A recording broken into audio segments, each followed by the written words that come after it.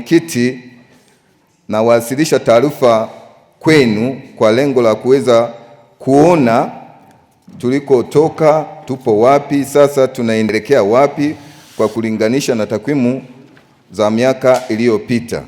Mheshimiwa Mwenyekiti, ili kutekeleza mingi kwa kutumia mapato ya ndani, halmashauri mkazo mkubwa ilikuwa ni kukusanya mapato kwa miaka 21 hadi 26 tulipo sasa, kwa matumizi na 40% kwa ajili ya maendeleo.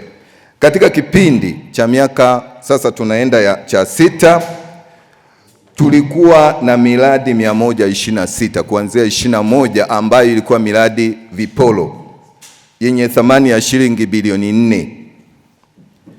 Fedha kutoka serikali kuu pamoja ni bilioni 3.1 na fedha za halmashauri milioni 958.5, ambapo hii miradi ambayo ilikuwa 20 kurudi nyuma, lakini tumeweza kuitekeleza kwa jumla ya bilioni 4.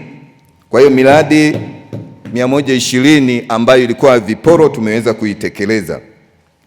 Lakini katika kipindi hiki ambacho tunacho 21 hadi leo 26, tumeweza kutekeleza miradi ya bilioni 17 katika halmashauri ya wilaya ya Buchosa, ambapo tukianza na mapato ya ndani kuanzia mwaka 2020-2021 tumeweza kuendeleza mapato vizuri.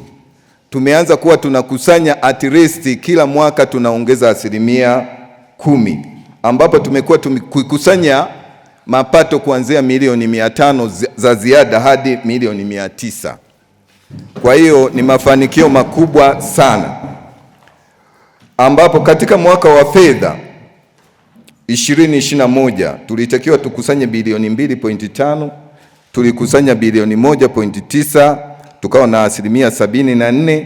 Lakini 21-22 tulitakiwa tukusanye bilioni 2.4, tukakusanya bilioni 2.3, tukawa na 97%.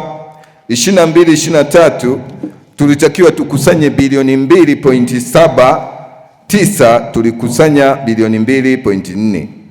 23-24 tulitakiwa tukusanye bilioni 3.3, tulikusanya bilioni 3.6, tukawa na 110%.